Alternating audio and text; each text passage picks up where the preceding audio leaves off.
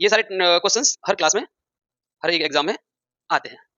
आज हम रिवाइज करेंगे भारत की स्थिति, ग्लोब पे भारत की स्थिति कैसी है ये देखेंगे। उसका विस्तार, इसके बारे में रिवाइज करेंगे। भारत के पड़ोसी देश और भारत की पड़ोसी देशों से संबंधता, कैसे उनके साथ संबंध है भारत के। भारत की सीमा रेखा, टोटल बाउंड्रीज भारत की। भारत की तट रेखा, समुद्र से कितनी सीमा भारत की लगी हुई है, इस चीज के बारे में पढ़ेंगे। राज्य, भारत के कितने राज्य और कितने विभागों में बांटा गया है, इस बारे में पढ़ेंगे। अंतरराष्ट्रीय सीमाएं पढ़ेंगे भारत की। और चैनल्स, चैनल्स के बारे में बताऊंगा आपको, क्या चैनल क्या होता है और कितने चैनल भारत से बनते हैं, कितने देशों से लगे हुए हैं। और समुद्री विस्तार, ठीक है। राजनीतिक स्थिति भारत की, भारत की भौतिक स्थिति और भारत की खाड़ियां जिनको वे और गल्फ, इसके बारे में हम पढ़ेंगे। तो चलिए स्टार्ट करते हैं। सबसे पहले देखिए, मैंने बताया था भारत की स्थिति। भारत की स्थिति को पढ़ने से पहले हम देखते हैं भारत कौन से, ये ग्लोब है अपना, कोई ग्लोब लेते हैं, ठीक है। ग्लोब लिया, ये 0 डिग्री अक्षांश रेखा, इसको विषुवत रेखा भी बोलते हैं। 0 डिग्री एक काल्पनिक रेखा होती है। इससे उत्तर की तरफ उत्तरी गोलार्ध, नीचे की तरफ दक्षिणी गोलार्ध, ये दक्षिणी गोलार्ध, ये उत्तरी गोलार्ध, ठीक है। गोलार्ध। तो भारत की स्थिति विषुवत रेखा से उत्तर की तरफ आती है, यानी कि उत्तरी गोलार्ध में। भारत कहां पे है, उत्तरी गोलार्ध में स्थित है। और देशांतरी विस्तार देखते हैं तो देशांतर की तरफ से बांटते हैं तो भारत है पूर्वी गोलार्ध में, इधर पश्चिमी गोलार्ध, ठीक है। ग्लोब पे भारत की स्थिति क्या बनी, पूर्वी उत्तरी पूर्वी, पूर्वी उत्तरी गोलार्ध, ठीक है। उत्तरी और पूर्वी गोलार्ध हम बोल सकते हैं, ठीक है। अब एशिया के बारे में बताया था मैंने पिछली क्लास में, उसको पढ़ते हैं एक बार। एशिया में भारत की स्थिति क्या है, देखिए। वर्ल्ड मैप देखते हैं,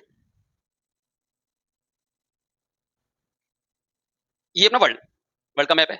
इसको मैं डिवाइड कर देता हूँ,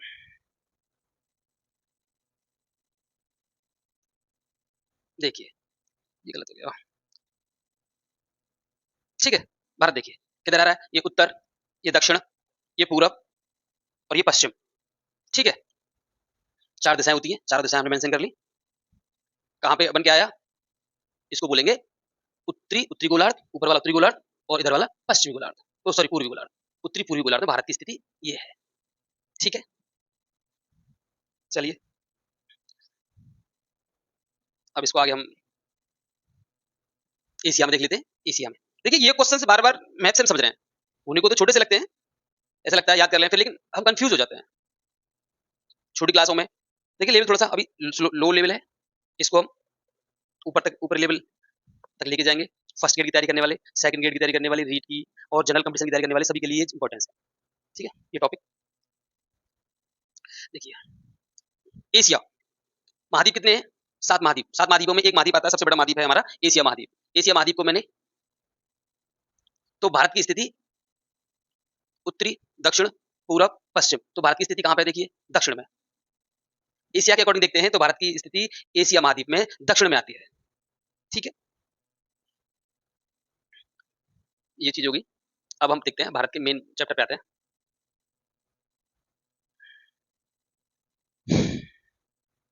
मैं कौन ये वाला,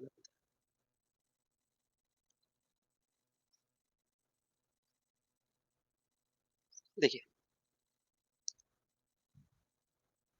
कर्क रेखा भारत को 2 भागों में, बीच में से 2 भागों में बांटती है कर्क रेखा। कर्क रेखा, मकर रेखा 2 होती है। विषुवत रेखा से उत्तर की तरफ कर्क रेखा होती है, विषुवत रेखा से दक्षिण की तरफ मकर रेखा होती है। 23.5 डिग्री पे इसको सीमांत होती है। देखिए भारत को कर्क रेखा दो लगभग लगभग 2 बराबर भागों में बांटती है। ये कर्क रेखा हुई। कर्क रेखा पे कौन कौन से राज्य आते हैं, सबसे पहले आता है गुजरात। गुजरात का गांधीनगर कर्क रेखा के पास ही स्थित है, ठीक है।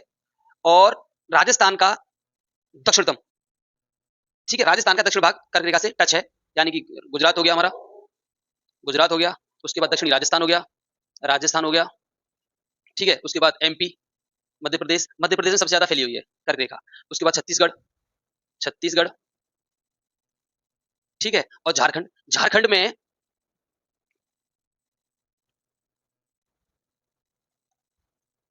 झारखंड, ये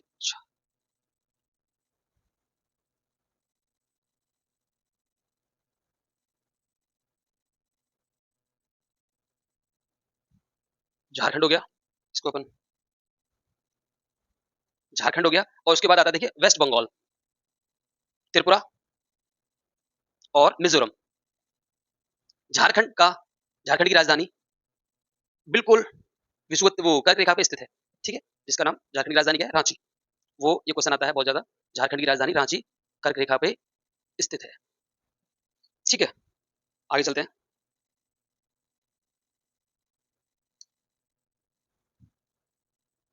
इनको याद करने के कोई ट्रिक यूज कर सकते हो आप, लेकिन मेरे हिसाब से तो मैप पे आप देखोगे गुजरात, राजस्थान, मध्य प्रदेश, छत्तीसगढ़, झारखंड, वेस्ट बंगाल, त्रिपुरा, मिजोरम, 1 2 3 4 5 6 7 8 8 राज्य स्थित हैं कर्क रेखा पे। तो कर्क रेखा से दक्षिण में, कर्क रेखा से दक्षिण में, ठीक है, तो ये हमारी विषुवत रेखा हो गई। ये कौन सा भाग कहलाएगा, उष्ण कटिबंधीय। भारत की स्थिति क्या है, उष्ण कटिबंध में आती है, ठीक है। और ये ऊपर वाला उपोष्ण, उपोष्ण कटिबंध। लेकिन जब भी हम मानसून पढ़ते हैं, जलवायु पढ़ते हैं, तो भारत की बताया जाता है कि भारत उष्ण कटिबंध में स्थित है, जबकि आधा भाग उष्ण कटिबंध में है, आधा भाग उपोष्ण कटिबंध में आ रहा है। लेकिन जैसा क्यों बोला जाता है, किसी बुक में नहीं मिलेगा आपको भारत की स्थिति उपोष्ण कटिबंध में आती है। लेकिन प्रैक्टिकल रूप में देखते हैं तो भारत की स्थिति उष्ण कटिबंध में ही है, क्योंकि भारत के उत्तर में क्या है, हिमालय पर्वत, क्या है, हिमालय पर्वतमाला। और हिमालय पर्वतमाला जो है साइबेरिया से उठने वाली, हिमालय पर्वतमाला साइबेरिया से उठने वाली शीत लहरों को भारत में प्रवेश नहीं करने देती है। तो सूर्य की किरणें उष्ण कटिबंध यहाँ तक तो बनाती हैं, ऊपर से ठंडी जलवायु आ नहीं रही है, तो क्या होगा, ये क्षेत्र भी क्या होता है, बिल्कुल उष्ण कटिबंध की तरह ही व्यवहार करता है, और टेम्परेचर इसका बना रहता है। जम्मू कश्मीर और लद्दाख का टेम्परेचर थोड़ा डाउन रहता है, वो इसलिए क्योंकि ये जो क्षेत्र हैं थोड़े से ऊंचाई पे स्थित है, ऊंचाई होने के कारण, पर्वतों पे स्थित होने के कारण इनकी जलवायु ठंडी है। और देखते हैं, मैं समय रेखा बताता हूँ एक बार, समय रेखा हम आपको बताते हैं। एक ब्लैंक पेज लेते हैं। समय, समय के बारे में एक बार बता देता हूँ आपको मैं। हमने कोई ग्लोब लिया, ये हमारा ग्लोब है, ठीक है। अक्षांश, टोटल अक्षांश, अक्षांश जो होते हैं टोटल 0 डिग्री से, 0 डिग्री एक लाइन है, ठीक है, उससे उत्तर की तरफ उत्तरी अक्षांश, उससे दक्षिण की तरफ दक्षिणी अक्षांश, यानी कि यहाँ 0 से लेकर 90 तक इधर हो गए, और 0 से लेकर 90 तक नीचे, तो टोटल 181 अक्षांश रेखाएं मानी जाती हैं। देखिए 0 डिग्री भी एक लाइन है, 1 से लेकर 90 तक नीचे, 1 से लेकर 90 तक, 90 90 180 होते हैं, लेकिन 0 डिग्री रेखा भी एक लाइन मानेंगे उसको हम, तो एक व्रत होते हैं, ये व्रत जो पृथ्वी के चारों तरफ घूमे रहते हैं, तो टोटल अक्षांश 181 होते हैं। और देशांतर, काल्पनिक रेखा होती है देशांतर, टोटल देशांतर होते हैं 360 डिग्री। किसी भी ग्लोब को, किसी भी गोल चीज को 360 डिग्रियों में बांट के हम उसकी गोलाई का माप करते हैं, ठीक है। तो ये वाले देखिए, ये क्षेत्र जो है कर्क रेखा और मकर रेखा के बीच में उष्ण कटिबंध में है। कर्क, मकर रेखा, ठीक है, उष्ण कटिबंध में आएगा। भारत की स्थिति कर्क रेखा से आदि ऊपर है, आदि मध्य में है, तो इसको हम देखिए, भारत की स्थिति ये है, ठीक है। तो मैं बता रहा था समय, समय के बारे में हम पढ़ते हैं। अर्थ पे ये क्या है, 0 डिग्री ग्रीनविच रेखा, ठीक है। इससे पूर्व की तरफ चलने पर, इधर की तरफ चलने पर समय प्लस होता है, इधर की तरफ चलने पर समय माइनस में होता है, ठीक है। भारत की स्थिति इधर है, यहाँ पे है, और 1 डिग्री देशांतर को पार करने में, 1 डिग्री देशांतर को पार करने में 4 मिनट लगते हैं। कितने मिनट लगते हैं, 4 मिनट का टाइम लगता है। और भारत की जो मानक समय रेखा है वो 82.5 डिग्री, 82.5 डिग्री मानक रेखा मानी गई है। तो भारत का समय ग्रीनविच रेखा से, ग्रीनविच लाइन से 5.5 घंटे आगे है, आगे है, ठीक है। आप मल्टीप्लाई कर लीजिएगा, 82.5 × 4 कीजिएगा, तो आपको मिनट आ जाएंगी, आपको 5.5 घंटे समय आपको पता लग जाएगा।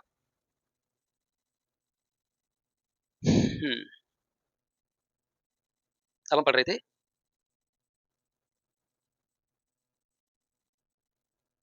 कहाँ गया वो मैप, अब पढ़ते हैं तट, सीमा रेखा, सीमा रेखा, सीमा रेखा, अंतर्राष्ट्रीय देशों से भारत की जो बाउंड्री लगी हुई है, उसकी जो टोटल बाउंड्री की लंबाई है वो यहाँ से स्टार्ट होती है, ठीक है, ऐसे करके ये वाली लाइन जो है किससे लगी हुई है, पाकिस्तान से लगी हुई है, पाकिस्तान से लगी हुई है, ठीक है। यहाँ पे इसको क्या बोलेंगे, red Cliff, red Cliff line बोलते हैं, ठीक है। यहाँ पे किससे लगी हुई है, ये थोड़ी सी 108 किलोमीटर के आसपास अफगानिस्तान से लगी हुई है। अफगानिस्तान, इसको क्या बोलेंगे? डुरंड, डुरंड रेखा। देखो डुरंड रेखा जो है सिर्फ यहीं पे नहीं है, ये यहाँ से यहाँ तक आगे बढ़ रही है और आगे चल के ये पाकिस्तान और अफगानिस्तान की सीमा रेखा बनाती है। ठीक है, डुरंड रेखा। इधर से भारत की बाउंड्री जो है वो चीन से लगी हुई है। ठीक है, फिर ऐसे करके नेपाल से लगी हुई है, पड़ोसी देश हैं भारत के। ठीक है, और नेपाल के बाद ये किसकी आती है?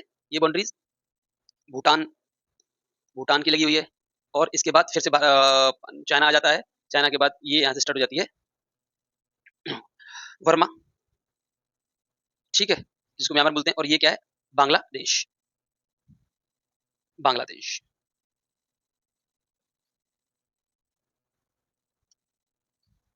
बांग्लादेश, बांग्लादेश। ठीक है, तो कितने पड़ोसी देश हो गए?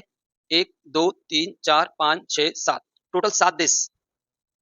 टोटल 7 देशों से भारत की सीमा रेखा, अंतरराष्ट्रीय सीमा रेखा बनी हुई है। जिसकी टोटल लंबाई की बात करेंगे अपन, टोटल लंबाई, ये जो अंतरराष्ट्रीय सीमा है ये है 15,200 किलोमीटर।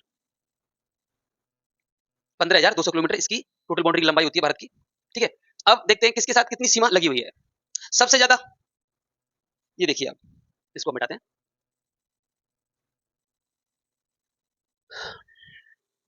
सबसे ज्यादा बाउंड्री लगी हुई है, लंबाई जो, देखिए कितने तट है, कितनी कटी फटी हुई है, बांग्लादेश के साथ।